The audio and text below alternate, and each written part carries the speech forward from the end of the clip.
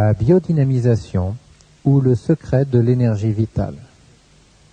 Conférence enregistrée en public par Marcel Violet quelques années avant sa mort. Il s'agit d'un document historique où il fait le point des connaissances dont il disposait sur la biodynamisation. Mesdames, Mesdemoiselles, Messieurs, je veux d'abord faire une petite rectification. Si j'ai été un des éléments principaux de la découverte dont je vais vous entretenir, je n'en ai pas été le seul artisan. Cette découverte a pris naissance lors des travaux qu'à la section scientifique de l'armée, à laquelle j'avais l'honneur d'appartenir, nous nous livrions avant la dernière guerre et où j'avais l'honneur d'être le collègue de grands savants comme René Barthélemy, l'homme à qui nous devons le radar et la télévision, à des polytechniciens comme Christian Beau et Rabu, à des médecins presque universellement connus comme le médecin général Morel, et c'est l'association de tous ces grands esprits à la recherche de quelque chose de nouveau qui a conduit à cette découverte. Évidemment, je m'y suis attelé, j'ai travaillé, et petit à petit, nous l'avons vu sortir des limbes. Elle apparaissait tellement extraordinaire qu'un jour, le grand René Barthélemy disait à ses collègues à l'Institut: « Je me demande si nous ne nous trouvons pas en présence de la plus grande invention du siècle. » Je répète, le mot invention est mal placé. Ce n'est pas une invention, c'est une découverte. Ce n'est pas la même chose. Nous avions eu la chance, dans nos recherches, de découvrir quelque chose que d'autres avaient pressenti, qui m'ont montré la voie, et notamment Sabatier, actuellement, à un âge où il aurait dû être à la retraite depuis beaucoup de temps, et qui, comme moi, est encore sur le tas. Sabatier est encore à la direction de la section technique de l'armée, malgré son grand âge, et si vous le rencontriez, vous n'auriez pas l'impression que vous êtes en présence d'un homme de 75 ans. Quelle est donc cette découverte? Eh bien voici. Nous vivons actuellement à une époque où nous voyons apparaître toutes sortes de choses extrêmement inquiétantes que n'ont pas connues nos grands-parents. Si vous plantez des pommes de terre, elles ont des maladies, elles noircissent dedans, on vous parle de mildiou, d'autres maladies. Si vous plantez du colza, il a lui aussi des maladies que n'ont pas connues nos grands-pères. Nous avons dans le bétail également des épizooties difficilement décelables, et nous avons chez les humains des phénomènes inquiétants. La durée de la vie humaine, la durée moyenne de la vie humaine a progressé régulièrement jusqu'en 1959. Je dis la durée moyenne, car la durée maximum de la vie humaine est loin d'avoir progressé.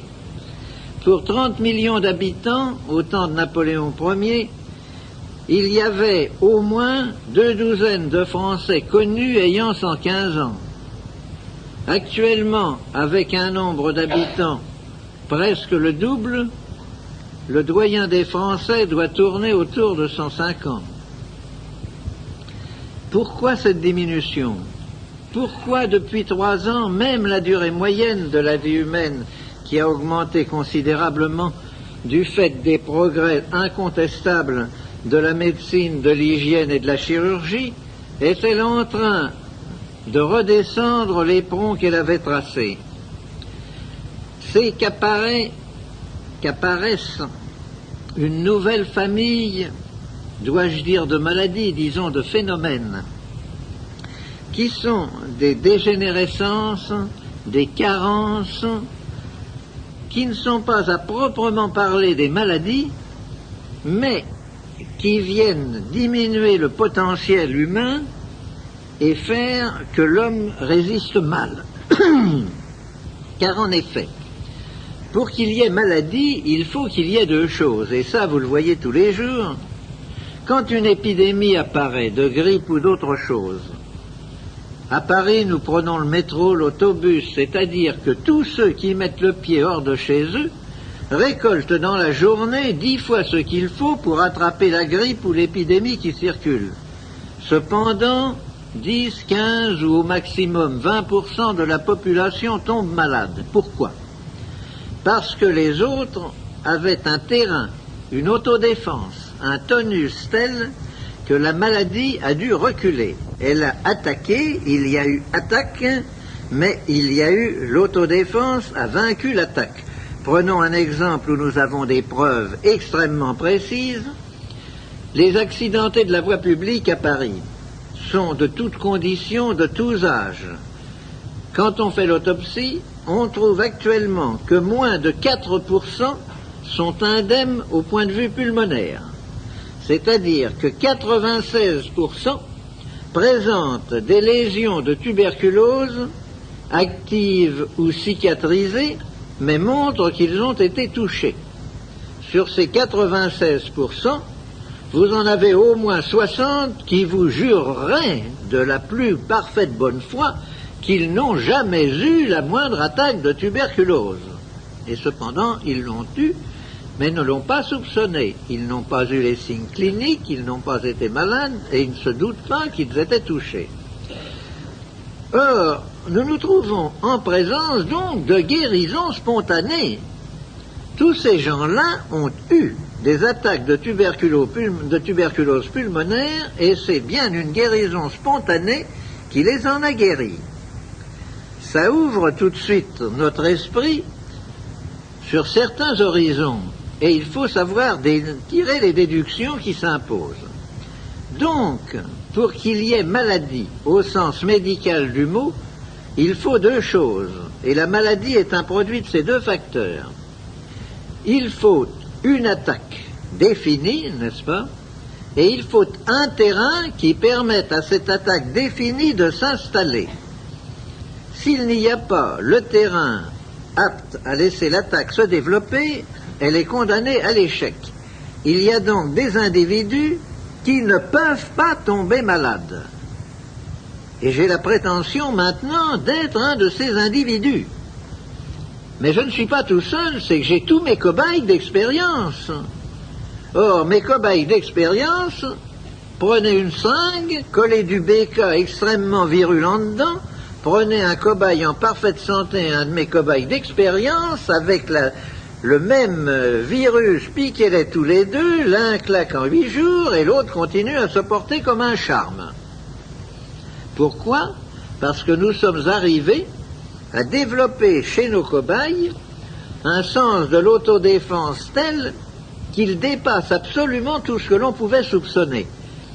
Quand nous avons constaté cela, bien entendu, on sacrifie les cobayes qui ne veulent pas tomber malades pour voir un petit peu ce qui s'est passé. Et on constate des choses absolument invraisemblables que l'on n'aurait jamais soupçonnées. L'animal piqué avec du BK virulent sent très bien qu'il va succomber, qu'il ne peut pas lutter contre ça. Eh bien, il lutte, mais d'une façon tellement imprévue, je vous répète qu'on ne pouvait pas le supposer.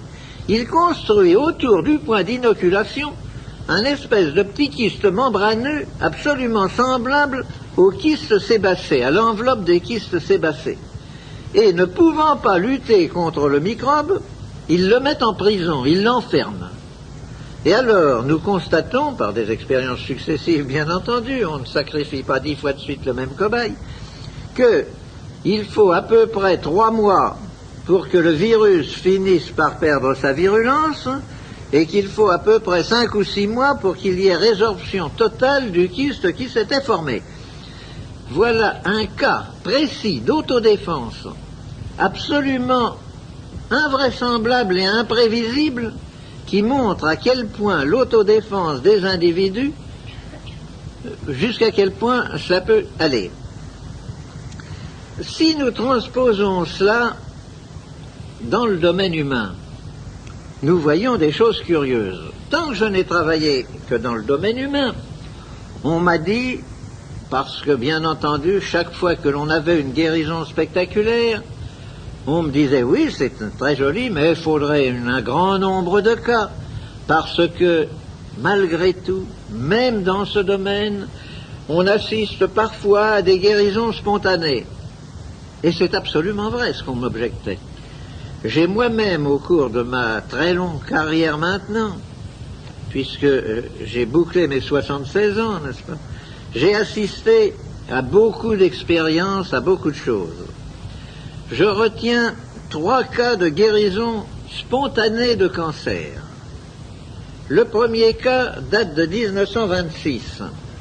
J'appartenais déjà à cette époque-là au comité directeur du Centre de recherche médicale et scientifique et je venais de réaliser pour l'armée le transfuseur électrique qui a été diffusé sous le nom du docteur qui l'a lancé, le transfuseur Bécard. Bécard me téléphone un soir, ou plutôt un matin puisqu'il était plus de minuit, en me demandant d'aller vivement à Marmottan pour l'assister dans le raccommodage d'une accidentée de la voie publique. J'arrive à Marmottan, je me trouve en présence d'une vieille femme de plus de 60 ans, un autobus était passé dessus et elle était ouverte en deux. La roue était passée entre les jambes, était ressortie là, elle était ouverte en deux dans le coma absolument exsangue. À l'époque, il n'y avait pas de banque du sang et on avait fait venir 6 donneurs. Et Bécard me dit, je crois que je vous ai dérangé pour rien, car regardez. Et nous nous trouvons en présence d'un volumineux cancer de l'utérus, et les médecins présents disent, elle en avait pour 2 mois. Eh bien, il n'y a qu'à la laisser, elle est dans le coma, c'est pas la peine de travailler dessus. Les donneurs qui étaient là commençaient à grogner en disant tout de même, on nous a dérangé pour rien, pas d'indemnité. Enfin, finalement, les médecins se décident et on raccommode cette brave femme. Je mets en route le transfuseur et je fais passer l'un après l'autre les 6 donneurs. Remarquez en passant, car c'est très important, que nous ne connaissions pas les sangs des différentes classes et qu'on lui a fourré le sang de 6 personnes et qu'il y avait les plus grandes chances pour qu'il y en ait là-dedans qui ne soient pas du tout du même signe qu'elle. Toujours est-il que je suis rentré chez moi et que 2 mois et demi ou 3 mois après, je reçois un autre coup de téléphone de Bécard me disant « J'ai quelque chose de très intéressant à vous montrer, venez donc déjeuner avec moi ». J'y vais. En traversant son salon d'attente, je ne fais pas la moindre attention à une vieille dame qui était assise sur un canapé et j'entre dans le bureau de Bécard qui me dit « Vous avez vu la dame qui est là ?» Je lui dis « Non, je n'ai pas fait attention ». Il me dit « Vous la connaissez bien, voyons ». Oh, je dis « Non, ça certainement pas ». Il me dit « Mais si, c'est celle pour laquelle je vous ai fait venir à Marmottan il y a 2 mois et demi. » Oh. Je lui dis « Mais dites donc, docteur, vanité et fragilité des diagnostics médicaux, qu'est-ce que vous m'avez dit à Marmottan ?»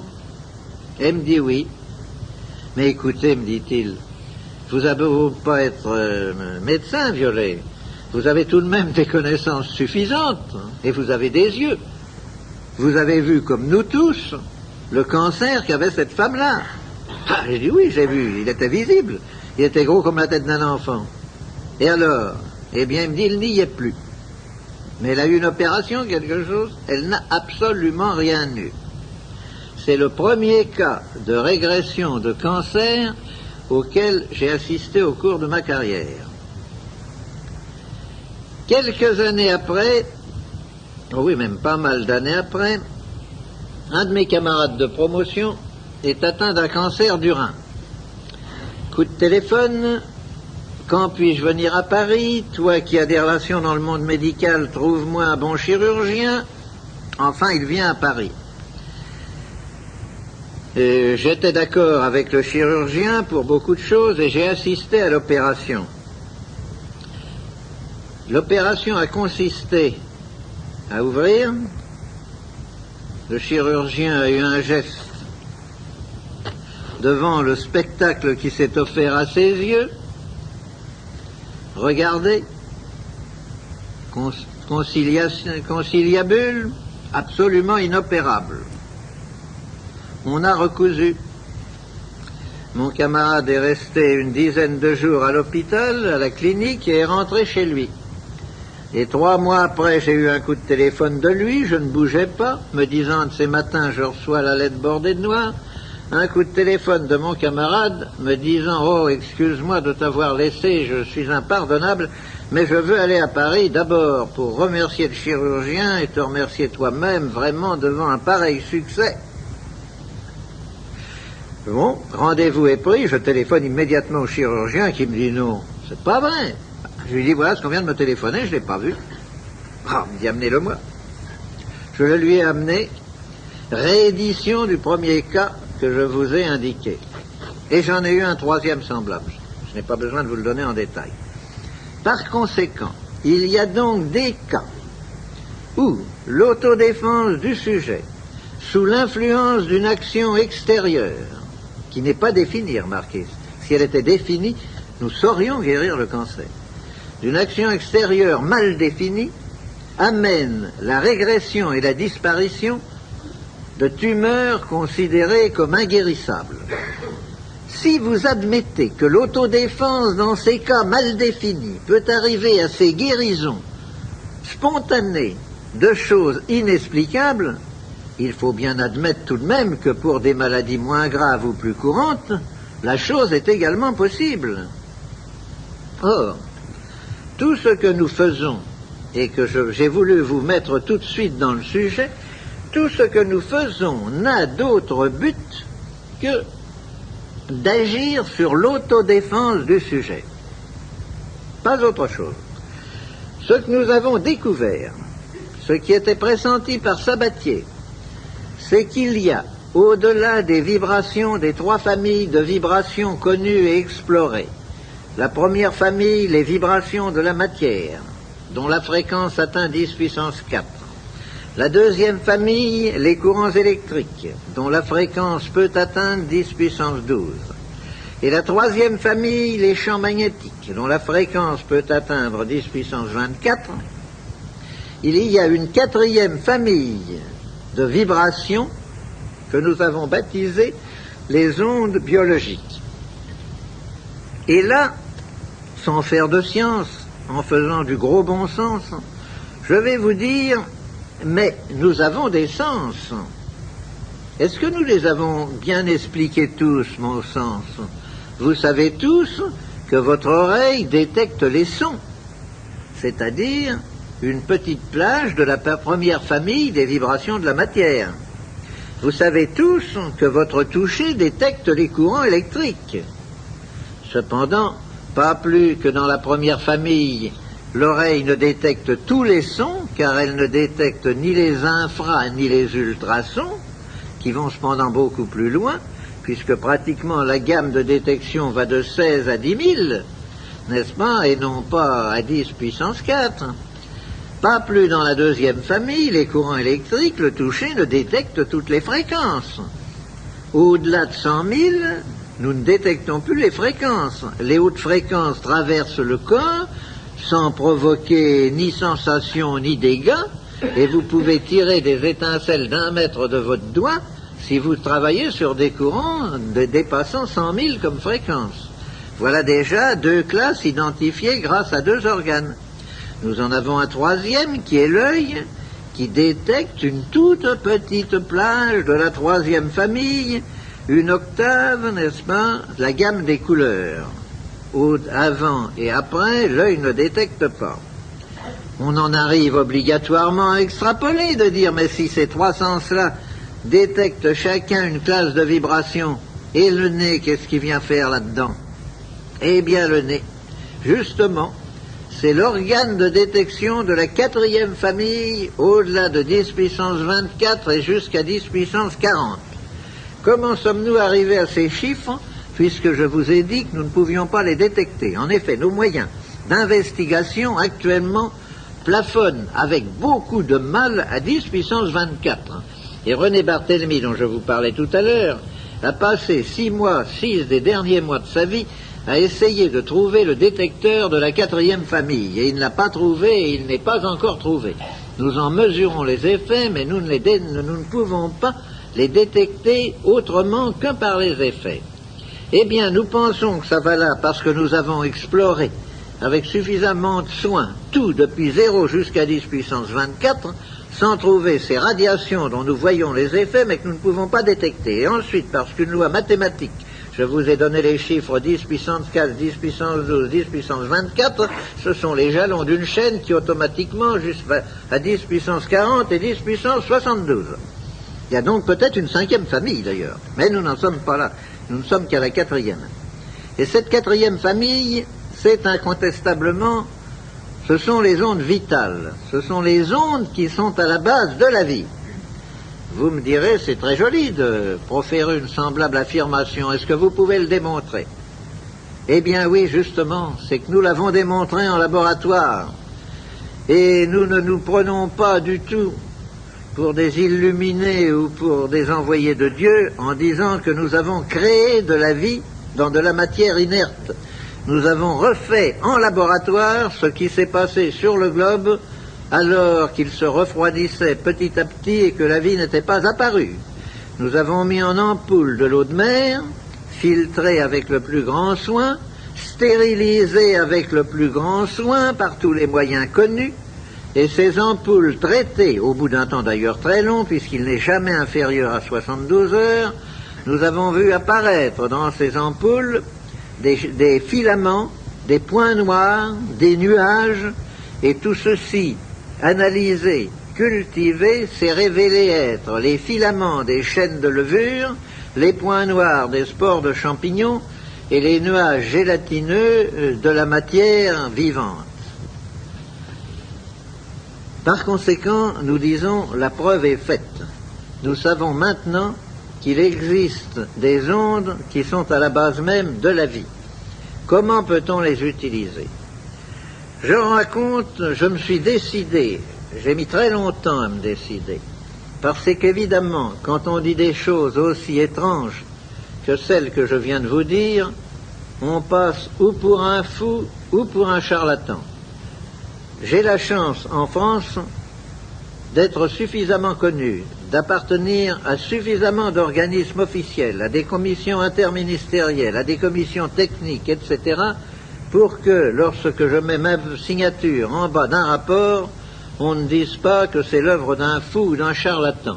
Et puis, je suis vieux, il peut m'arriver un accident, malgré que je ne me sois jamais senti aussi jeune et en aussi bonne santé, il peut m'arriver un accident, je n'ai pas voulu courir le risque que tous ces travaux disparaissent. Le danger, s'il existe, est qu'un autre, plus heureux que moi, trouve un jour l'homologue, soit de l'électroscope à feuille d'or, soit du tube à limaille de Branly, c'est-à-dire le moyen de détection directe et immédiate de ces ondes, et s'approprie la découverte. Eh bien, mon Dieu, je vous dirais que je ne le redoute pas. Actuellement, où nous en sommes, si cette chose arrive à s'imposer, c'est un tel bouleversement dans l'humanité, car jusqu'à présent, nous n'avons pas découvert avec ça le moyen de tuer les hommes, figurez-vous.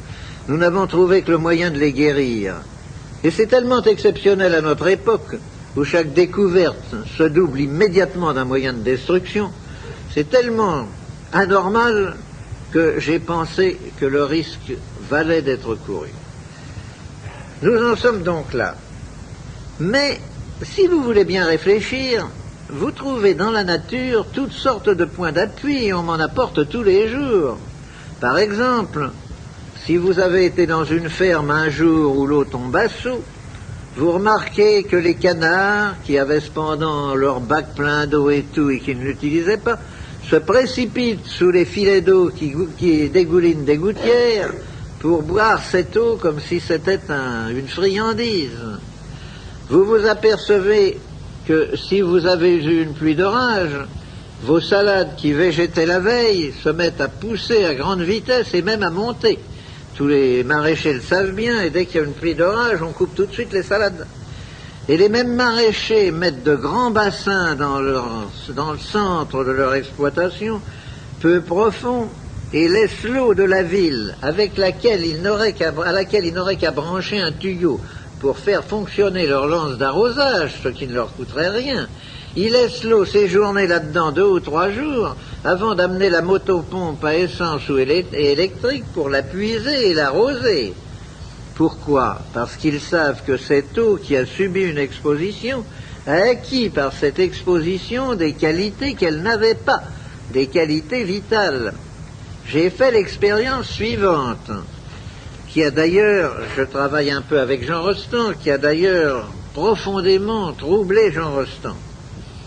J'ai fabriqué environ 2 litres d'eau en faisant brûler de l'hydrogène, au bout d'un tube d'hydrogène, en recueillant la vapeur dans un serpentin refroidi pour faire de l'eau synthétique. Dans cette eau synthétique que j'avais mis dans un cristallisoire, j'ai déposé un tétard. Le tétard a eu une brusque détente de ses 4 membres et s'est immobilisé mort. Oh. On m'a dit, c'est parce que votre eau n'est pas aérée. J'ai dit, je vais refaire la même expérience et nous verrons après. J'ai fait bouillir de l'eau pour qu'elle ne soit pas aérée, je l'ai fait refroidir et j'ai mis un tétard bien vivant dedans. Il ne s'est pas détendu d'un seul coup, il a mis 5 minutes à mourir asphyxié. Donc c'était pas la même chose. Alors j'ai aéré mon eau synthétique et j'ai remis un 3e tétard dedans. Il est mort exactement instantanément comme le premier. Alors j'ai mis mon eau synthétique dans un ballon de verre, je l'ai scellé à la flamme et je l'ai posé sur mon balcon, où il est resté un peu plus d'1 mois, c'était d'ailleurs l'été. Au bout d'1 mois, j'ai cassé la pointe, j'ai reversé l'eau dans un cristallisoire et j'ai mis un tétard dedans, puis 2, puis 3, et tout ça, ça a frétillé, ça a prospéré admirablement. Donc, mon eau synthétique, qui tuait tout, qui était une eau de mort, après une exposition dans un ballon scellé, simplement aux radiations lumineuses et autres, vous allez voir pourquoi tout à l'heure je dis et autres, est devenue une eau vitale, entretenant parfaitement la vie. J'ai commencé toute une série d'expérimentations sur les différentes couleurs du spectre. Et au cours d'une expérience que l'on aurait dit ratée, interrompue par un coup de téléphone intempestif, au cours de laquelle j'avais recouvert mes préparations d'une peau de cobaye tendue sur un cadre, j'ai constaté des choses invraisemblables. Quand je dirigeais un rayon lumineux sur une petite collection de microbes qui me servait d'expérience dans des petites chambres humides pour voir les effets, et vous savez qu'il y a des microbes qui aiment l'oxygène, d'autres qui ne l'aiment pas, qui fuient, n'est-ce pas? Pour voir les effets du rayon lumineux sur les microbes, eh bien par exemple, disons qu'un rayon qui semblait les attirer vers un brin d'algue du fait des phénomènes de photosynthèse que le rayon lumineux provoquait sur le brin d'algue, quand j'ai arrêté le rayon lumineux, il fuyait. J'en ai tiré la conclusion qui s'impose. Il y avait donc associé au rayon lumineux un rayon pénétrant, puisqu'il traversait la peau de cobaye tendue, dont l'action était brutale, marquée de sens contraire à l'action initiale, c'est-à-dire dont la somme algébrique avait changé de sens. On a refait l'expérience et il a bien fallu constater qu'en effet ça se passait comme ça. Alors je suis allé à l'Académie des sciences, où j'ai de nombreux amis, et j'ai dit je voudrais que vous me donniez toute la documentation concernant la lumière polarisée. Or on m'a apporté un impressionnant paquet de volumes. Et je me suis mis à chercher si quelqu'un avait eu un jour l'idée, tout le monde avait eu l'idée bien entendu, de travailler sur le rayon initial et sur le rayon réfléchi. Oh ça, il y avait une documentation fantastique. Personne n'avait jamais eu l'idée de rechercher si derrière le rayon lumineux initial, en prolongement de celui-ci et ayant traversé le miroir ou le corps opaque, il n'y avait pas quelque chose qui continuait. Eh bien, il y a quelque chose qui continue. Et ce quelque chose qui continue fait partie justement des radiations dont nous venons de parler. Et c'est probablement, nous en tirons dans ce moment en culture, j'ai une très grande ferme expérimentale, n'est-ce pas? nous commençons à expliquer beaucoup des légendes dont certaines ont un fond très sérieux de vérité sur l'action de la Lune sur les végétaux. Car la Lune n'est autre chose qu'un miroir, sa lumière est polarisée, et ce n'est pas du tout ce qu'elle reçoit du Soleil qu'elle vous renvoie, c'est tout autre chose. Ceci dit en passant. Toute cette série d'expériences nous a conduit, au début, n'est-ce pas, chaque fois que je parlais de mes essais sur les humains, on me disait, mais quelle est la part d'autosuggestion là-dedans? Je ne veux pas nier qu'il peut parfaitement y avoir une part d'autosuggestion. Je le nierai d'autant moins maintenant qu'il est certain que le traitement dont je vous parlerai tout à l'heure agit autant sur le psychisme de l'individu que sur son corps matériel. C'est indiscutable. Mais j'ai cherché à définir ça en travaillant sur des animaux, puis en travaillant sur des plantes. Alors là, j'ai dit tout de même, on ne me dira pas que je suggestionne mes pommes de terre ou mes betteraves. Les premiers essais ont été faits à la Société nationale d'hygiène alimentaire, que beaucoup d'entre vous connaissent, c'est Randouin, le laboratoire Randouin, rue de l'Estrapade à Paris, qui a mené systématiquement les essais sur des cobayes. Or, ce qui est extrêmement curieux, c'est que les essais faits sur des cobayes et sur des rats blancs ont donné exactement, en pourcentage, les mêmes résultats que les essais que je viens de faire sur des moutons et sur des veaux, mais alors en grande quantité, pas sur quelques animaux. Alors des essais statistiques qu'on ne peut absolument pas discuter. Et également sur les plantes. Alors je crois maintenant que je vous ai un petit peu dégrossi le problème. Vous savez, quand on m'a dit « Voulez-vous venir faire une conférence ?» j'ai répondu « Moi, je ne suis pas conférencier. Je peux, si vous voulez, vous faire une causerie. Je n'aime rien tant que les discussions avec mes collègues, les colloques, comme nous les appelons maintenant, n'est-ce pas, qui font rebondir les idées, les questions, et dont nous tirons toujours un très grand profit. Et voyez, je n'ai pas de notes. Il m'est absolument impossible de lire une conférence ou de suivre des notes. Depuis les années où je travaille mon sujet, j'en suis évidemment très rempli, je n'ai qu'à puiser là et là un exemple, une anecdote, ça m'est beaucoup plus facile que de lire quelque chose. Il faut donc que nous rentrions maintenant, que je vous dise tout de même de quoi nous parlons. Je vous ai parlé de radiation. Et alors, ces radiations, qu'est-ce que c'est? Comment les avez-vous? Eh bien, nous les avons de la façon suivante. Ces radiations, elles font partie de ce que l'on appelle, et là, ne me demandez pas une explication, car le plus grand savant de notre époque ne pourrait pas vous la donner, de ce que l'on appelle le rayonnement cosmique. Or, le rayonnement cosmique, nous ne savons pas ce que c'est. Nous savons en extraire quelques particules, quelques petites choses.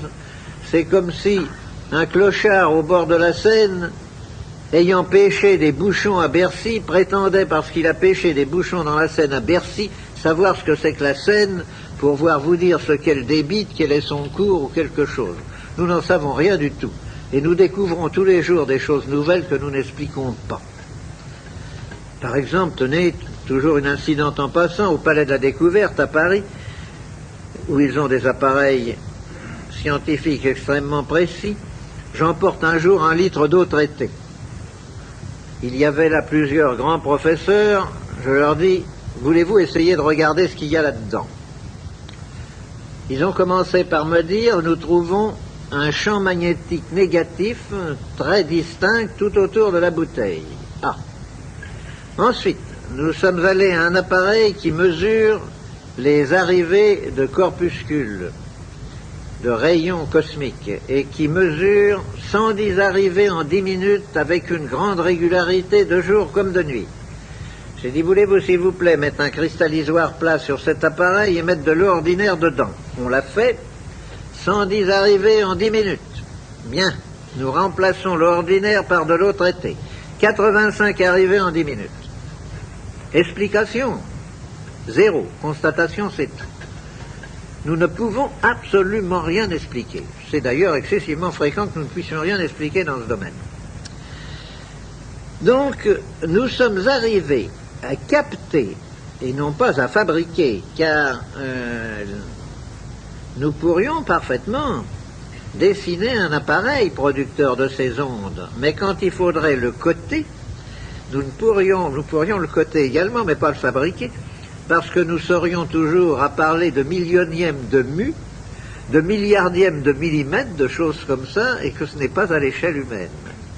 Donc, nous captons ces ondes dans le rayonnement, dans le flux cosmique, et nous les amplifions. Pour les capter, l'appareil initial qui a servi à la découverte est excessivement simple, mais d'une simplicité telle, il suffit simplement d'avoir une grande antenne, et à un bout de cette antenne, vous fabriquez un condensateur. Moi, mes condensateurs, je les fais en série avec des petits accumulateurs de motocyclettes qui me servent de bac. Et je mets 2 séries de plaques en laiton au lieu de la série de plaques en plomb. Et au lieu de mettre une électrolyte, je coule comme diélectrique de la cire d'abeille. Or, le phénomène que je vais vous décrire ne se produit rigoureusement qu'avec de la cire d'abeille et rien d'autre. Quand vous avez fait un condensateur ainsi constitué, si vous analysez à l'oscillographe cathodique la décharge, vous constatez ceci. Si vous en faites un semblable avec de la paraffine, avec de l'huile, avec tout ce que vous voudrez, vous le chargiez et que vous le déchargiez, vous avez un beau sinusoïde amorti, n'est-ce pas, de la décharge. Mais quand vous mettez de la cire d'abeille, au lieu d'avoir ce joli trait net de sinusoïde amorti, vous avez un trait énorme et flou. Ce trait énorme et flou, photographié au millionième de millimètre, se révèle être fait par des oscillations d'une invraisemblable fréquence qui chevauchent le trait initial et le transforment en ce trait énorme et flou. Et alors, vous en comptez, sur un seul élément de la sinusoïde, vous en comptez 200 ou 300. C'est-à-dire que la fréquence est absolument invraisemblable. Or, j'ai eu la surprise de découvrir, en travaillant à l'Académie des sciences, dans un bulletin récent, les travaux de 2 savants hindous qui venaient de découvrir en même temps que moi le phénomène et qui avaient fait un rapport à l'Académie des sciences sur ce qu'ils ont appelé, la traduction, les grâces harmoniques, les harmoniques en forme de gazon, provoquées par la présence de cire d'abeille sur les électrodes d'un appareil à décharge. Il est évident que ces ondes, ces fréquences, nous nous trouvons maintenant, nous y sommes dans notre famille d'ondes biologiques. Nous faisons donc, je vous ai dit ce qu'était le premier appareil. Une antenne, un condensateur à 2 bornes. À l'autre bout du condensateur, il y a un bout de fil. Ce bout de fil, on a cherché qu'est-ce qu'il pouvait bien y avoir dessus. Et là, les surprises, alors, ont dépassé toutes nos connaissances. Nous n'avons rigoureusement rien trouvé. Rien, avec les moyens d'investigation les plus parfaits à notre époque. Mais nous avons découvert que si vous trempiez ce fil dans l'eau, ce fil métallique, il se mettait à fondre dans l'eau. Mais d'une façon telle que des pesées successives arrivent à déterminer avec précision la courbe de fusion, et quand il cesse de fondre, on sait que l'eau est en son maximum de charge. Puis nous avons découvert autre chose. Un beau jour, nous avons découvert que un crayon d'électricien chercheur de pôle s'allumait sur le fil où il n'y avait aucune espèce de courant décelable. Je suis allé chercher, ça c'était dans les travaux avec Barthélemy.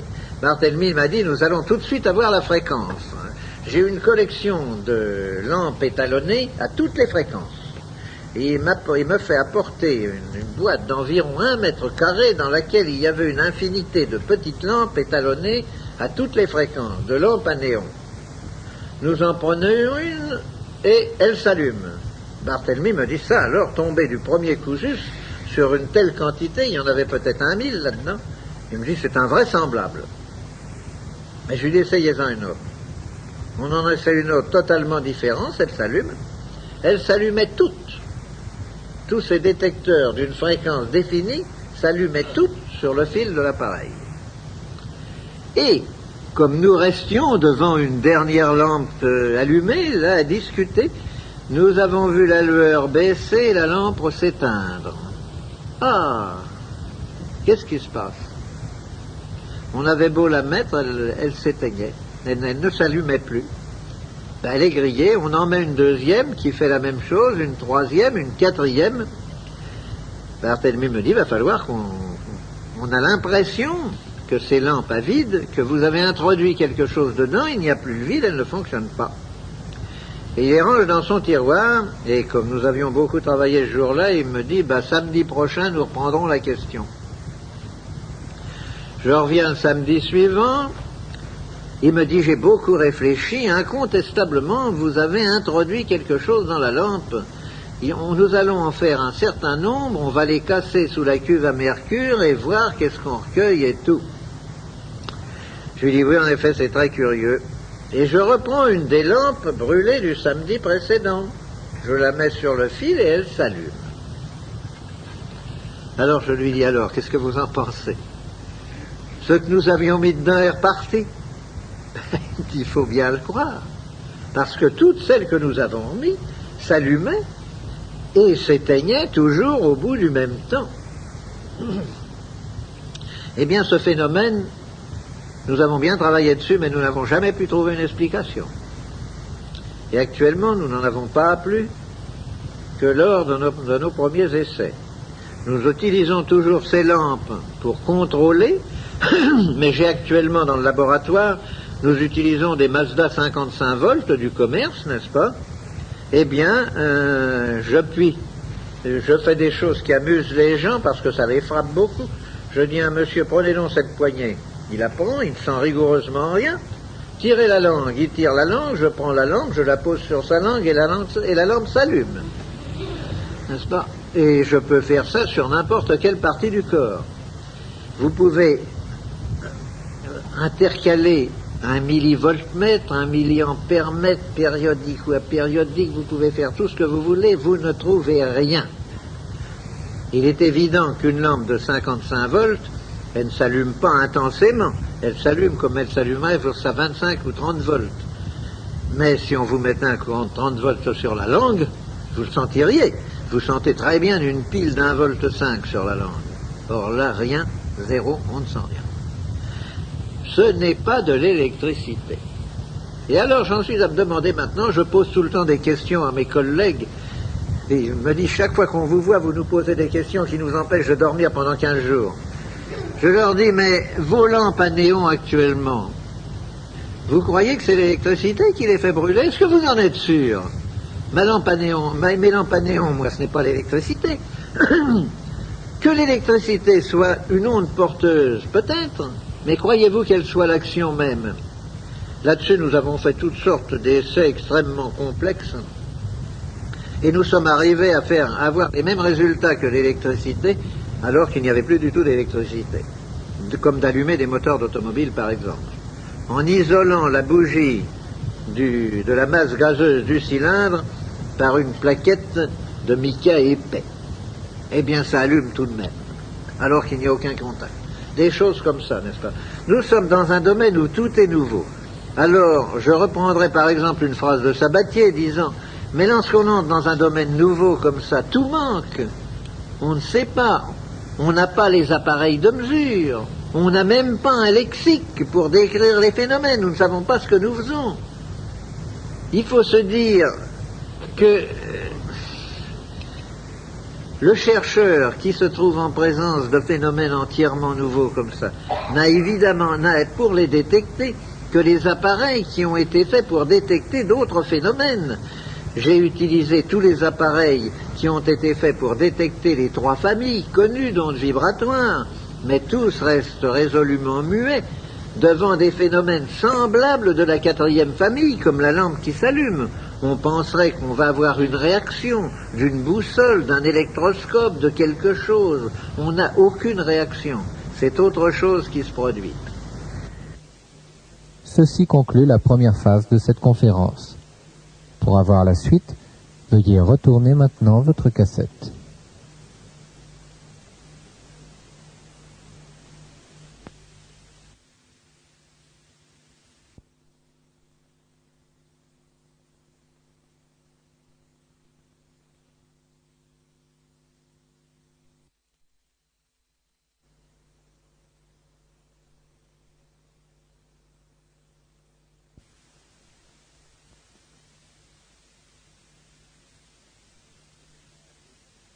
La biodynamisation ou le secret de l'énergie vitale, face B.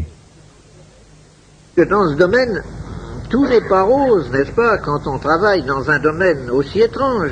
Je me souviens d'un samedi, puisque c'est surtout le samedi que je travaillais avec René Barthélemy, où René Barthélemy, après toute une matinée où nous avions accumulé des résultats qui n'étaient pas ceux que nous cherchions, me dit, écoutez Violet, arrêtons, aujourd'hui j'en ai assez, j'ai la tête comme ça.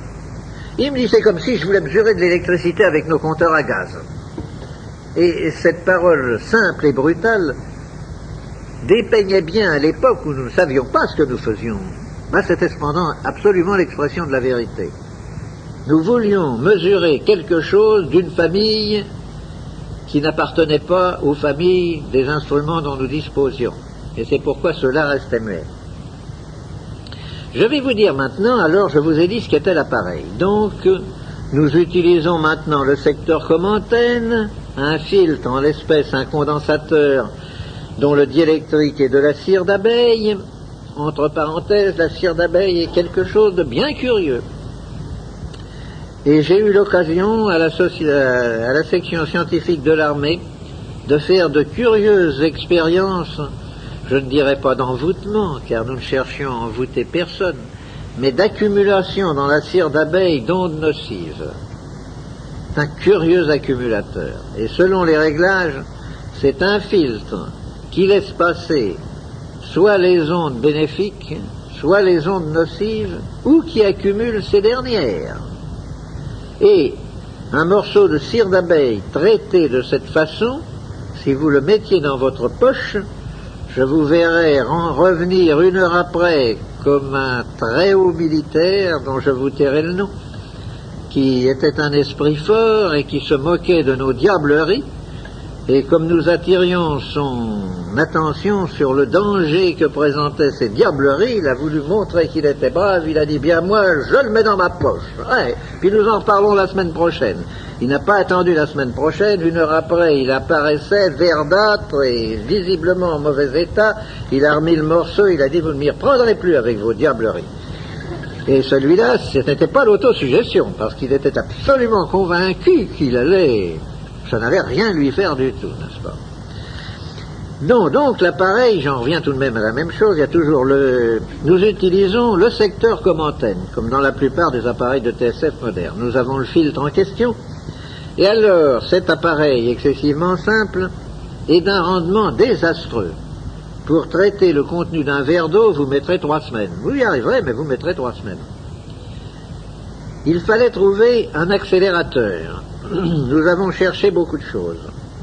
Et nous en avons trouvé un, le premier que j'ai trouvé, c'est un appareil, c'est un brouilleur de TSF que nous avions pris aux Allemands à la fin de la guerre. Cet émetteur, qui émet sur une très grande longueur d'onde avec énormément d'harmoniques, branché aux 2 pôles du filtre, augmente, multiplie immédiatement d'une façon invraisemblable le rendement de l'appareil. Si vous voulez, je me sers souvent de cette expression. Je dis, si vous voulez tamiser de la farine, si vous avez un tamis posé là et si vous versez votre farine dessus, il va en passer un petit peu, puis ça s'arrêtera tout de suite. Si vous voulez tamiser la farine, il faut secouer le tamis, n'est-ce pas? Eh bien, nous secouons le tamis, le filtre électrique, en envoyant dedans une infinité de longueurs d'onde, et nous supposons, car nous supposons toujours, que quand une harmonique ou une longueur, probablement une harmonique, car les longueurs sont trop basses, quand une harmonique arrive en résonance avec la fréquence que nous recherchons, il se produit un véritable coup de bélier électrique semblable à un coup de bélier hydraulique, et quelque chose passe d'une façon importante dans le tamis.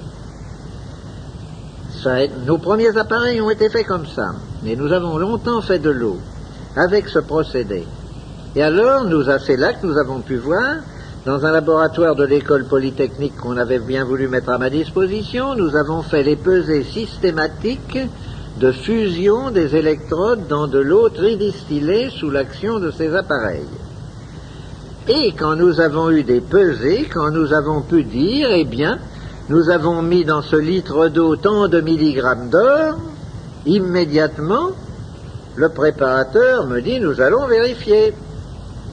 Il prend un réactif qu'il met dans la bouteille, et au lieu de voir apparaître la coloration rouge que nous attendions, rien. Ah! L'or n'était plus sur l'électrode, et le réactif se refusait à le détecter dans la bouteille. Barthélemy, appelé à la rescousse, me dit évidemment, vous avez transformé de la matière en énergie, vous ne pouvez pas la retrouver, le réactif agit sur la matière à l'état matière, vous ne pouvez pas la retrouver. La bouteille est mise là avec une étiquette et un beau jour, environ 3 mois après, en arrivant au laboratoire, nous voyons la bouteille toute rouge. L'or était revenu à son état d'or. Et nous avons pu constater en même temps que l'eau avait perdu toutes ses propriétés. Elle n'agissait plus, elle n'avait plus aucune action sur les êtres vivants, sur les graines, sur tout ça. Elle a donc été pendant 3 mois dans un état où elle agissait, et alors elle n'agissait plus. Maintenant, nous savons pourquoi, n'est-ce pas, toutes ces questions ont été élucidées. Nous savons quelle est la durée de l'eau. Nous savons pourquoi on ne retrouve pas les métaux, parce que nous avons défini d'une façon précise qu'entre l'énergie qui est à une extrémité de la chaîne et la matière stable qui est à l'autre extrémité, il y a des plans énergétiques différents qui vont en dégradant l'énergie, et à un moment donné, il y a une frontière bien nette où la molécule de matière passe de l'état de molécule à l'état naissant, c'est-à-dire de molécule vivante, à l'état de molécule à l'état né, c'est-à-dire de molécule morte. Et nous avons pu situer très exactement cette frontière. C'est déjà quelque chose. Par exemple, nous avons pu situer, et là, maintenant qu'on le dit, mais tout le monde dit, mais c'est absolument évident, quand vous chauffez de l'eau à 63 degrés, vous la tuez. 63 degrés, c'est la température de pasteurisation. C'est la température où l'on supprime toute vie. C'est la frontière entre la vie et la mort, entre l'énergie et la matière à l'état stable. Évidemment, maintenant, quand on y pense, c'est tout naturel, mais enfin, il fallait le découvrir, n'est-ce pas? Alors, je vais vous citer maintenant les grandes expériences qui ont amené, alors, à ce que j'appelle, avec mon esprit scientifique et cartésien extrêmement poussé, non pas la période de certitude, mais la période de conviction. La période de certitude, nous l'aurons quand nous aurons découvert l'appareil de mesure. Mais tout de même, quand vous encerclez un problème, quand vous faites une hypothèse de travail, que vous l'encerclez d'une multitude d'expériences et que toutes confirment l'hypothèse, et qu'aucune ne vient l'infirmer, on peut dire que même en l'absence d'expérience décisive et définitive, on est dans la période de conviction sérieuse. Or, la période de conviction, elle a commencé il y a 15 ans. Pendant la dernière guerre, la direction de l'armement m'avait mis à la direction de l'usine Simca pendant la période française de la guerre. Pendant la période d'occupation, j'ai pris la direction de l'usine Técalémite d'Orly. Et là, j'ai eu en juillet 42 un infarctus du myocarde assez grave puisque je suis resté 6 heures dans le coma. Il faut vous dire qu'en 14, j'étais pilote de chasse, que je me suis fait descendre également en juillet, c'est un mois qui ne me réussit pas, que j'ai été trépané, qu'en novembre, alors que j'étais encore en bien mauvais état, j'ai attrapé la grippe espagnole, que bien entendu j'ai failli en claquer et que j'en suis sorti extrêmement touché. Disons que le bilan médical n'était pas très brillant. Le centre de recherche médicale et scientifique auquel j'appartenais, où j'avais comme collègue le professeur Porte, le président de l'ordre des médecins en France, me regardait d'un œil très inquiet. Bien entendu, j'ai dû arrêter tout travail et je suis devenu un très vieux monsieur. Si vous voyez mes photographies de l'époque, j'ai à peu près 20 ans de moins qu'aujourd'hui, de plus qu'aujourd'hui. Et en 45, ça allait tellement mal que Porte a dit à ma femme, si Monsieur Violet a des précautions à prendre, Madame Violet, il faut les lui faire prendre vite. Qu'est-ce que vous appelez vite, docteur? 2 mois, peut-être 3. Or, à l'époque, j'avais déjà constaté que cette eau avait une action indiscutablement tonique sur les organismes vivants, mais quand j'ai parlé à des médecins de faire des essais, ils ont levé les bras au ciel, en me disant « Ouh, pensez-vous que nous allons utiliser ça? Vous nous dites vous-même que vous êtes à des fréquences au-delà des rayons X. Or, vous savez ce qu'ont donné les séquelles des rayons X, n'est-ce pas? Il faut faire toutes sortes d'essais avant parce qu'on ne sait pas et tout. Mais moi, qui voyais très bien où j'en étais, j'ai dit les séquelles, ça peut intéresser d'autres, les résultats, retardement, ça peut intéresser d'autres. Moi, actuellement, ça ne m'intéresse pas, tant pis. Je risque le paquet. Et je me suis mis à boire de cette eau d'une façon d'ailleurs absolument déraisonnable. Le résultat est absolument stupéfiant. 4 à 5 mois après, je ne présentais plus la moindre trace de l'infarctus du myocarde. Je n'avais même pas dans les diagrammes ce qu'on appelle la cicatrice de l'infarctus. Et quand je suis rentré à Paris et que je suis allé voir Porte, qui avait pris la précaution avant de me laisser tenter l'expérience de me prendre des radios, toutes sortes de contrôles et tout, et qu'on a superposé mes radios à celles prises 5 mois avant, on a eu la stupéfaction de constater que certaines choses considérées comme impossibles actuellement médicalement s'étaient produites. Par exemple, que l'aorte déroulée et spiralée que j'avais 5 mois auparavant s'était presque complètement reconstituée. Et actuellement, j'ai une aorte normale. Et si je montre à un docteur mes radios de 45, il me dira, c'est pas vous. Et cependant, il y a certains détails d'accidents osseux de ma carrière, de ma longue carrière sportive, qui montrent que c'est cependant bien le même individu, qu'il n'y a aucune contestation possible. Alors nous avons commencé à essayer. C'est là que l'on a craint, on m'a dit, oui, mais vous êtes un vieux bonhomme, quels sont les... Est-ce qu'il ne va pas y avoir des mutations génétiques et tout cela? C'est là que nous avons commencé à élever des cobayes, les enfants, et puis les enfants des enfants des enfants, et nous sommes arrivés à la 7e génération. Quand nous avons eu la certitude qu'il n'y avait pas de mutation génétique, j'ai dit, vous allez me débarrasser le labo de tous ces cobayes.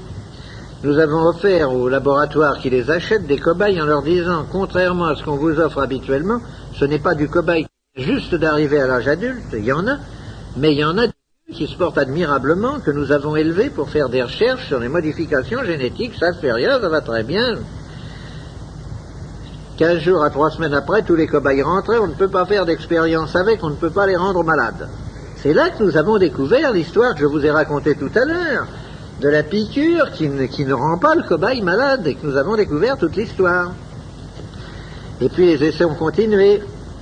On a fait des essais chez Randouin, sur des rats, sur des cobayes. Tous les résultats ont été publiés. Et puis un jour, un docteur m'a dit, moi je risque le paquet. Cet homme-là, je vais vous dire son nom parce qu'il l'humanité lui doit quelque chose d'énorme. Sans lui, ça ne se serait pas développé comme ça. C'est le docteur Ghislain, le député maire de Roubaix, médecin-chef de l'hôpital de la Fraternité à Roubaix, qui est le plus grand hôpital de France. Il m'a dit, envoyez-moi vos appareils, il n'y a qu'un moyen de savoir si vraiment vous ne vous trompez pas. Nous allons mettre tout l'hôpital pendant 6 mois au régime de votre eau. Tout l'hôpital, le médecin-chef en tête, les infirmiers, le personnel hospitalier, les malades, les femmes en couche, les opérés, tout le monde y est passé. Et pendant 6 mois, on a donné à tous, 3 fois par jour, un petit verre à liqueur d'eau traitée. Le résultat était le suivant. Un rapport à l'Académie de médecine. Première constatation. Dans la plupart des cas, la durée de la maladie est réduite d'un tiers. Il n'y a pas de séquelles ni de rechute. Deuxième constatation. Il n'y a pas eu de contre-indication d'aucune sorte. Troisième constatation. Le personnel non malade, le psychisme du personnel non malade a évolué de façon curieuse et les réclamations dont nous étions continuellement assaillis ont disparu à la fin du 2e mois. À la suite de ce rapport, bien entendu, l'Académie de médecine a publié dans ses bulletins à 2 reprises des rapports extrêmement élogieux sur les résultats que donnait le traitement par cette eau. Et dans mon pays, la sécurité sociale a cru qu'elle allait faire quelque chose. Monsieur Legras, qui est le président de la Caisse nationale de la sécurité sociale, a dit, grâce à ça, nous allons dépeupler un peu les hôpitaux, nous allons faire de la place. Seulement, il y a les gens de métier, et il y a les parlementaires, et il y a les lois. L'Académie de médecine a commis l'erreur, qui nous sert à nous, de mettre à la fin de son rapport que cette eau n'avait aucune contre-indication, aucun effet spécifique, qu'elle agissait uniquement en éveillant dans l'organisme un processus d'autodéfense qui n'existait pas auparavant, et que par conséquent, elle ne saurait être considérée comme un médicament. Alors là-dessus, étant donné les lois qui nous régissent, on m'a dit, mais monsieur, la sécurité sociale ne peut pas rembourser votre eau. Ce n'est pas un médicament. Alors, la Caisse nationale de la sécurité sociale demande à corps et à cri que l'eau soit diffusée. Les sécurités qui ne sont pas d'État, comme les chemins de fer par exemple, se sont empressés de rembourser l'eau et de la préconiser, en disant grâce à cela nous faisons des économies considérables. Les grands organismes se sont empressés de faire la même chose, mais la sécurité sociale reste impavide et ne veut rien savoir. Obtenez un visa. Tant que vous n'aurez pas de visa, vous ne serez pas remboursé. Je ne peux pas obtenir de visa. Pour avoir un visa, il faut que je donne la composition chimique. Or, si vous faites analyser de l'eau en période d'utilisation, c'est-à-dire ayant moins de 3 à 4 mois, vous ne trouverez rigoureusement rien. On vous dira c'est de l'eau pure, il n'y a rien là-dedans. Il faut attendre qu'elle ait passé sa période d'activité pour que vous puissiez alors, avec des analyses chimiques, détecter les oligo-éléments qui sont contenus dedans, mais dont l'action est très secondaire, car c'est son état vibratoire, sa charge de radiation vitale qui lui donne son action réelle. Les oligo-éléments ne sont qu'un complément, une orientation de l'eau. Si vous voulez, 75% d'effet général et 25% d'effet orienté. Cet effet orienté étant d'ailleurs parfaitement mesurable dans certaines maladies bien définies. Et alors nous avons fait, donc je vais entrer maintenant dans mes fameux essais sur les légumes, sur les pommes de terre, sur les animaux et tout, parce que là on ne peut pas me dire qu'il s'agit d'autosuggestion. Le précédent ministre de l'Agriculture a fait mettre à ma disposition une ferme de 450 hectares, située à Allainville-au-Bois, entre Ablire en Bouillet et Étampes. Ferme de grande culture appartenant au maire du pays, M. Laurent. Par exemple, il a 740 brebis, pour vous donner une idée du volume des essais que nous faisons. Nous avons fait les essais suivants. Parlons d'abord des essais sur les légumes. Nous avons fait, par exemple, des essais sur des champs d'orge, de blé, de toutes sortes de choses, toujours de la même façon. Dans un champ bien homogène, ayant par exemple 35 ou 40 hectares, on le divise en 3 bandes, il a été labouré, fumé, préparé de la même façon, et on ensemence ces 3 bandes avec les mêmes semences dont l'une a subi un trempage d'une nuit dans de l'eau préalablement traitée par moi. C'est tout. Et on attend pour voir ce qui va se passer. On voit que la partie traitée lève beaucoup plus vite que les autres parties. S'il y a un orage, on voit que la partie traitée ne verse pas alors que les autres parties versent. Et puis, à la récolte, on voit que l'on obtient tant dans celle-ci, tant dans celle-là, que la densité, ceci, enfin, on fait des mesures. Je vais vous donner quelques chiffres. Mais ça, ce n'est pas le plus intéressant, je vous le dis tout de suite. C'est intéressant, mais ce n'est pas le plus intéressant, je le garde pour la fin. Même essai sur des betteraves. Nous en faisons 90 hectares. 3 morceaux de 30 hectares. Les mêmes ouvriers, toutes choses rigoureusement semblables. L'année a été excellente pour la betterave. Et les terres sont de tout premier ordre. D'ailleurs, les chiffres que je vais vous donner vont vous l'indiquer. Dans le premier morceau, dans les 30 hectares premiers, nous avons fait 80 témoins, dans lesquels je ne suis pas intervenu. Nous avons fait 99 tonnes à l'hectare. C'est vous dire que nous n'avons pas amélioré des rendements médiocres. Quand il s'agit de jouer sur un chiffre pareil au départ, je vous avoue que quand on a eu fini la récolte de la première tranche, j'ai été plus qu'inquiet en disant c'est pas possible, nous ne ferons jamais mieux. La deuxième tranche, même graine, ayant passé la nuit dans l'autre été. Et nous avons tout de même fait 113 tonnes à l'hectare, 14 tonnes de plus. Et dans la troisième branche, alors là, incroyable, où nous avions, en plus du trempage initial de la graine, fait une pulvérisation à raison de 10 mètres cubes à l'hectare, donc une toute petite pulvérisation, nous avons récolté 126 tonnes à l'hectare. Mais alors que dans le premier morceau, nos betteraves faisaient très régulièrement 2 kilos, à quelques grammes près. Dans le deuxième, elles faisaient très régulièrement 2,2 kg. Nous avons ramassé dans le troisième des betteraves de toutes dimensions, dont un grand nombre atteignait 8 kilos. C'est-à-dire un gigantisme démesuré. Ceux d'entre vous qui liront ce livre verront dedans une photographie de carottes, faite sur la carotte de nos marchés, des carottes de Croissy. Nous avons fait la même expérience. La carotte de Croissy est généralement récoltée quand elle pèse 40-50 grammes au maximum. Si vous en oubliez une en terre, vous arriverez à une carotte qui atteindra peut-être 180 grammes, mais ça sera un morceau de bois, vous ne pourrez pas la manger, elle sera fendue, ligneuse et tout. Et nous avons récolté des carottes d'1,2 kg parfaitement tendres, dans le même délai de 8 semaines que nos carottes témoins. La photographie est sur une des pages. Vous voyez que c'est déjà pas mal, mais ça n'est pas le plus beau. Le plus beau, je l'ai gardé pour la fin, parce que vraiment, il est beau par ses résultats, mais surtout par ses conclusions. La Terre est en train de subir une période de dégénérescence qui n'est probablement pas momentanée. Elle a vieilli, elle reçoit en quantité réduite les ondes vitales. Une zone isolante s'est constituée dans l'ionosphère. La source, que nous ignorons, ce qui m'a d'ailleurs valu un très long débat avec le précédent pape, pour rechercher les origines de ce rayonnement vital, la source a l'air de baisser d'intensité, et nous en souffrons tous.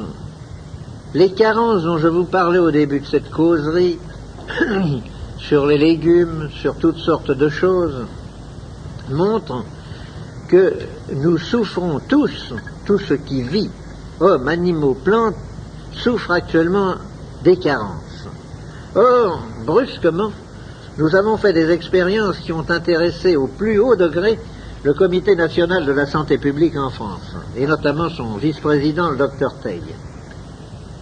Vous savez que quand on plante des pommes de terre, si vous en gardez de votre récolte pour les planter, vous aurez une deuxième récolte plus mauvaise que la première. Et si l'on insiste, c'est une catastrophe. Or, voilà l'essai que nous avons fait. Nous l'avons fait à ma ferme et nous l'avons fait au Centre national de recherche de la pomme de terre à l'Institut de Saint-Germain-Chambourcy. Je vous cite différentes choses un peu en désordre parce que je ne sais pas trop comment les organiser. Vous savez d'abord que pour qu'une pomme de terre germe, il faut que le sujet qui a donné naissance à cette pomme de terre est au moins 3 mois pleins en terre. À moins de 90 jours, une pomme de terre que vous remettez en terre ne germe pas, elle pourrit. Les pommes de terre traitées par nous, ou provenant de pommes de terre traitées par nous, germent à 55% à 75 jours. C'est déjà quelque chose d'énorme. Nous avons donc planté ensemble des pommes du plan neuf de Hollande et à côté du plan neuf traité par nous. La récolte a été très sensiblement meilleure dans le plan traité par nous. Nous nous y attendions, c'était très bien. Mais nous avons dit, nous allons les replanter pour voir un petit peu ce qui va se passer. Oh, ben vous allez avoir bien moins bien. Nous les avons replantés, après avoir retraité la récolte, bien entendu. Nous avons eu 6% en tonnage de plus que du plan neuf à nouveau. C'était déjà bien. C'était surtout bien parce que le plan neuf, il en faut 36 000 francs dans un hectare, tandis que le morceau de récolte que vous représentez ne représente que 6 000 francs. C'est donc déjà très intéressant. Mais quand nous avons envoyé ces pommes de terre à analyser, il s'agissait de pommes de terre industrielles, Panthère et Voran. La féculerie a été immédiatement alertée en nous disant « Qu'est-ce que c'est que ça ?» Eh bien, vous le voyez bien, ce sont des Panthères et des Vorans. D'où viennent-elles? Pourquoi? Il y a 23% de fécule au lieu des 17 que nous sommes habitués à trouver dans ces pommes de terre. Ah, tiens. Nous avons encore conservé du plan dans cette récolte. Nous l'avons retraité, nous l'avons replanté. 27% de fécule. Là-dessus, je reçois la visite d'une délégation des féculiers de France en me disant, ben c'est bien simple, vous allez nous mettre tous en faillite. Parce que le marché de la fécule est très limité. Si nous nous mettons à traiter les pommes de terre à 27% de fécule, d'abord les gens ne vont plus nous acheter de semences, c'est nous qui sommes les fournisseurs de la semence d'abord, les acheteurs des pommes de terre, nous les traitons, mais au lieu de 4 mois de saison de pommes de terre, n'est-ce pas? Mais en 2 mois et demi, nous allons faire la quantité de fécule. Et puis nous n'allons pas acheter la quantité que nous achetons, puisqu'avec vos 27% de fécule, il en faut presque moitié moins. Ça ne va pas, nous allons sauter. Si vous répandez votre procédé, nous allons sauter. J'ai dit, vous n'allez pas sauter parce que vous faites le raisonnement que tout le monde a fait chaque fois qu'il y a eu l'apparition d'un progrès.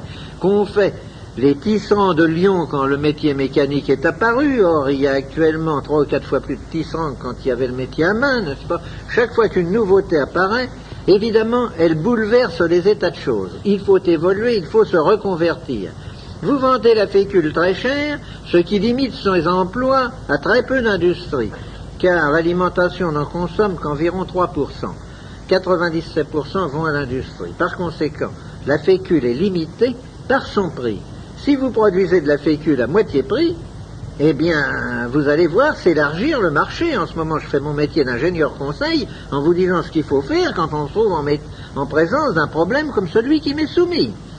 Les choses en sont là, et on est en train, bon gré mal gré, de travailler la question, parce qu'évidemment, pour eux, c'est une question de vie ou de mort. Mais l'intéressant, c'est que nous nous sommes rendus maîtres des carences, nous avons empêché la dégénérescence, les essais faits à Chambourcy-Saint-Germain, les terres autour de Paris sont toutes contaminées. On ne peut pas y faire de pommes de terre qui n'ait pas le mildiou.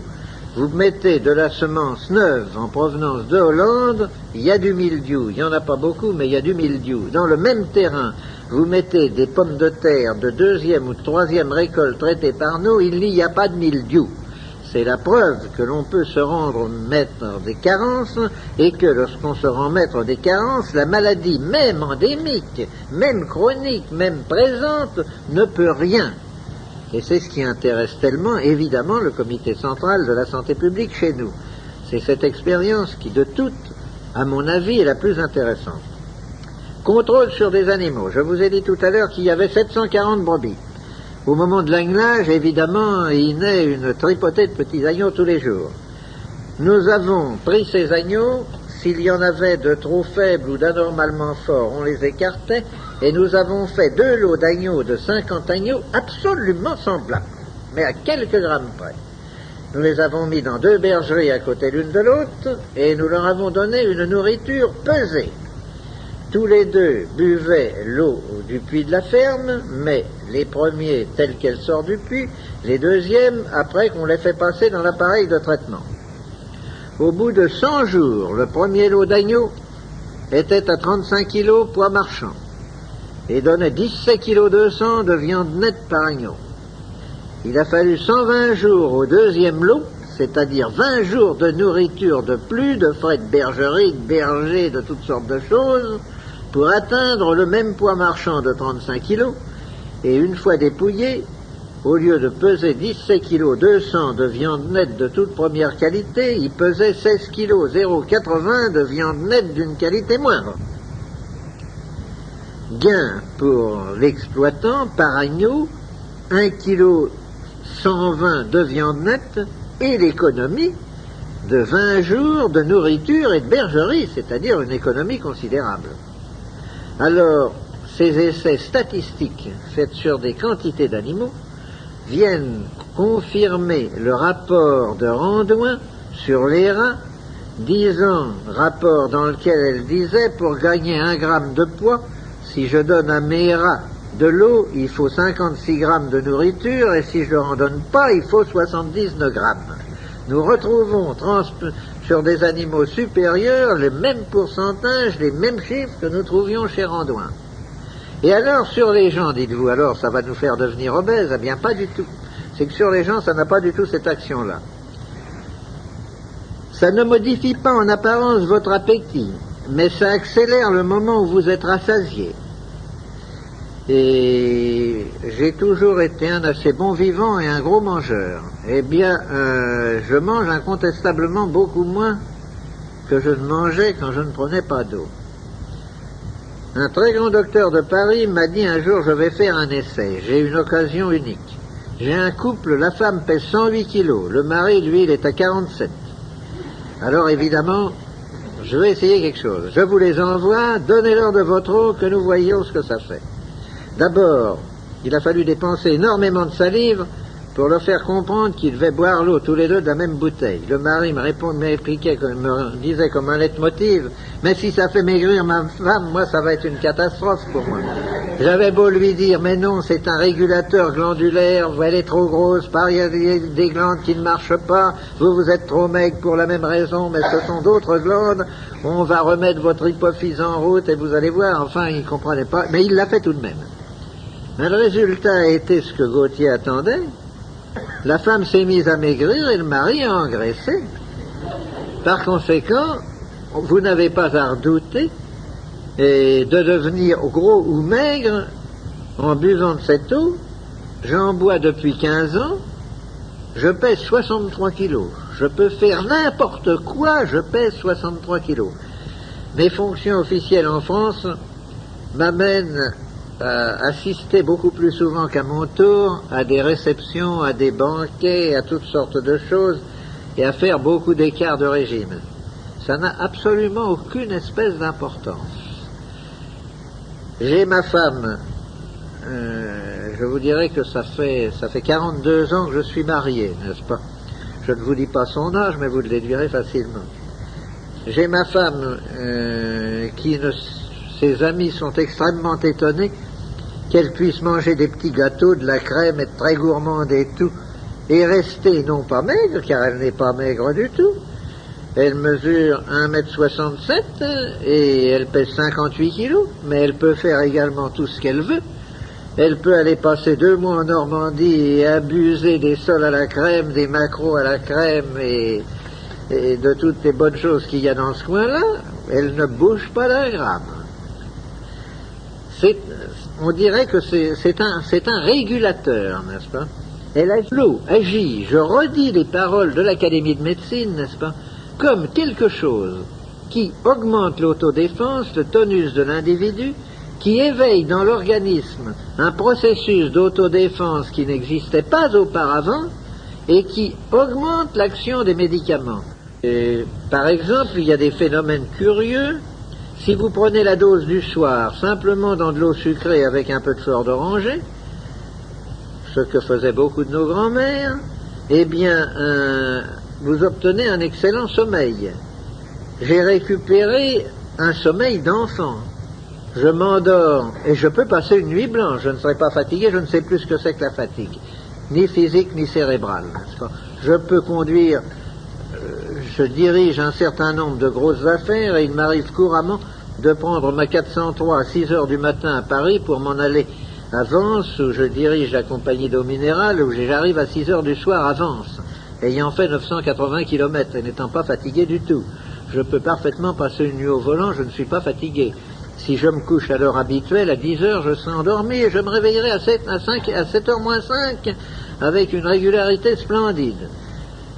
Alors que j'avais perdu le sommeil, évidemment, ce qui était normal, j'étais fatigué quand le soir arrivait, la dernière bouchée, je tombais sur le lit, je me réveillais à minuit et demi, je me retournais pendant 3 heures avant de me rendormir, et à 7 heures du matin, quand le réveil sonnait, je commençais par discuter avec moi-même, savoir s'il n'y avait pas moyen de gagner encore un bon moment à rester couché. Maintenant, à 7h moins 5, je suis réveillé, frais et dispo, avec envie de me lever, et pas du tout envie de rester couché.